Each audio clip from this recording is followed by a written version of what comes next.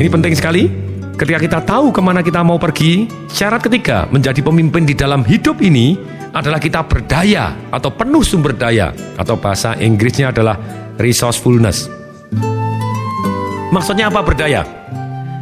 Berdaya itu bukan situasi, bukan kondisi. Sekali lagi, banyak orang ngomong bahwa kondisinya tidak memungkinkan saya untuk berdaya. Mereka memberikan alasan segudang. Mereka menyalahkan situasi. Mereka BEJ, blame, excuse, and justify. Membenarkan orang lain lebih hebat tanpa kita mau belajar.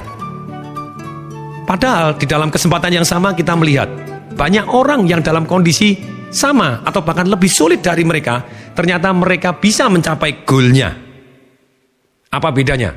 Orang yang BEJ dengan orang yang berdaya. Orang yang blame, excuse, dan justify, mereka tidak mempunyai alasan sangat kuat. Sekali lagi. Kemudian yang kedua, mereka tidak tahu caranya.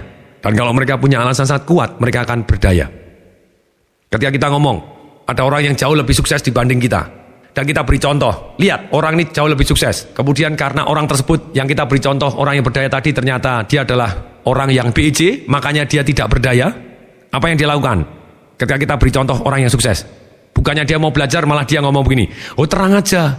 Dia anaknya orang kaya, sekolah di luar negeri, pulang dibawain BMW, bahasa Inggris lancar, kenalan anak menteri, ya tenang aja dia sukses. Pertanyaan saya, ada tidak anaknya orang miskin yang sukses dan kaya? Jawabannya ada.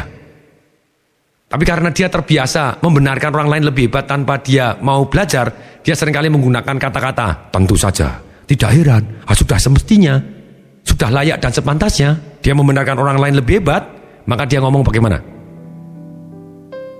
Oh itu toh anaknya orang miskin yang sukses itu toh, tidak heran. Karena dia anaknya orang miskin, makanya daya juangnya kuat. Kemudian kita tanya, lah kamu gimana? Lah mohon maaf, lah saya ini kan anaknya orang menengah, makanya daya juangnya cukup menengah doang. Aha. Dia mulai beralasan, dia membenarkan orang lain lebih hebat dan kemudian dia alasan.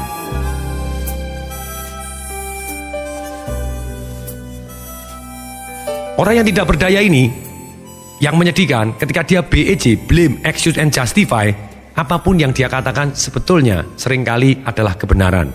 Misalnya dia ngomong, saya masih umur 19 kok, saya kan masih muda, saya kan tidak punya pengalaman, ya saya tidak bisa sukses dong. Benar dia masih umur 19, betul juga dia tidak punya pengalaman, benar dia masih muda. Pertanyaan saya, ada tidak orang yang umur 19 atau bahkan lebih muda, tidak punya pengalaman, ternyata bisa sukses waktu dia usaha mulai masih muda? Banyak sekali. Bill Gates mulai masih sangat-sangat muda. Steve Jobs mulai sangat-sangat muda. Banyak sekali orang yang sangat sukses mulai sangat muda. Orang yang BEJ, dia akan selalu fokus kepada blame, excuse, and justify, yang menceritakan hal-hal kenapa dia kok tidak sukses, kenapa kok dia tidak perlu take action. Kemudian, sebagai contoh lagi, ketika dia orang tadi sudah menjadi tua dan sudah penuh pengalaman, umurnya 65 tahun, kemudian kita tanya, lu sekarang 65 tahun, kenapa kamu tidak mau usaha sendiri, tidak mau take action, tidak mau melakukan suatu hal yang sangat-sangat membuat kamu jadi sukses? Ya gimana ya, saya kan umur 65, kan sudah terlanjur tua. Betul sekali, 65 dibandingkan dengan umur 19, ya pasti dia jauh lebih tua. Apa yang diomong adalah kebenaran. Tapi kebenaran di sini, orang-orang yang tidak berdaya, mereka ngomong kebenaran, tidak ada gunanya sama sekali. Satu-satunya gunanya, kata-kata mereka adalah untuk membuat mental block sedemikian besarnya, tembok raksasa di depannya dia, sedemikian sehingga dia tidak perlu melangkah. Kalau dia tidak perlu melangkah, hasilnya nol.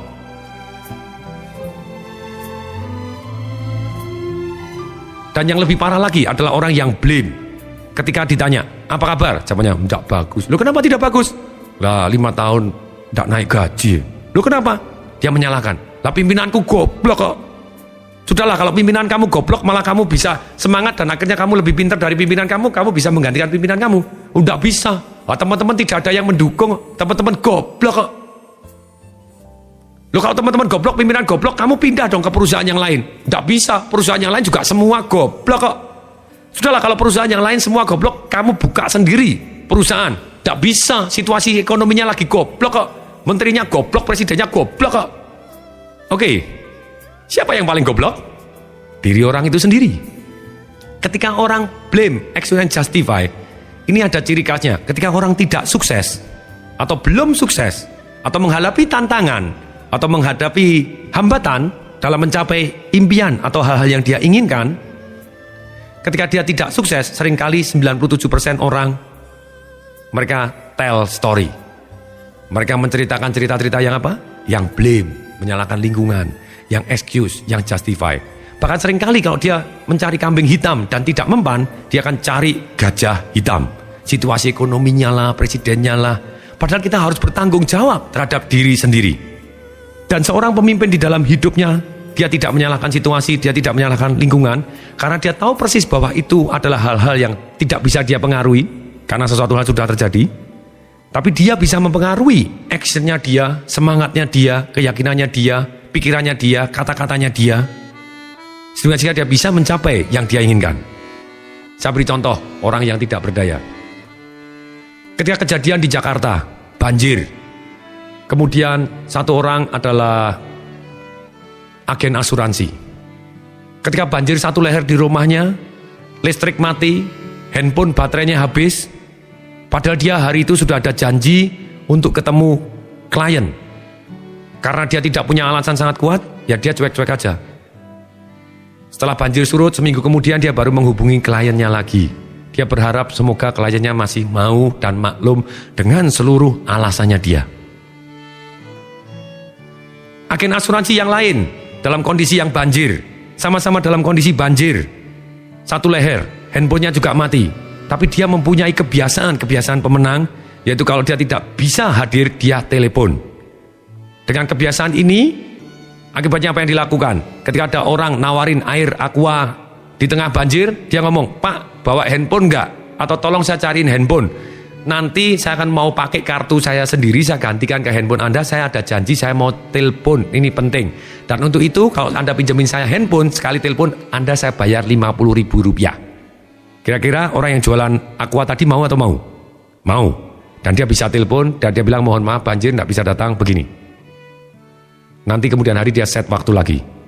Nah ini dia orang yang kedua, jauh lebih berdaya. Nah orang yang ketiga, dia banjir pun dijalanin, dia terjun di air, dia bawa kantong plastik, pakaiannya dimasukkan, sepatunya dimasukkan, dia terjun ke dalam air, dia nyebrang, kemudian dia naik ojek, dia bayar, kemudian sampai di hotel, dia mandi dulu di hotel, dan kemudian dia akhirnya ketemu, dan dia sungguh sangat berdaya. Nah orang yang berdaya ini biasanya dia punya alasan sangat kuat, atau dia sudah mempunyai habit yang menjadi pemenang. Ketika diwawancara, kenapa sih Anda hujan begini, banjir begini, Anda tetap aja jalan dan datang? Orang tadi jawab, iya, karena anak saya sakit di rumah sakit. Kok saya tidak berhasil close klien saya ini, saya tidak bisa bayarin rumah sakit anak saya tidak bisa beli obat-obat yang terbaik. Kalau anak saya meninggal, saya akan menyesal seumur hidup. Makanya saya lakukan apapun untuk mendapatkan klien ini dengan cara yang positif.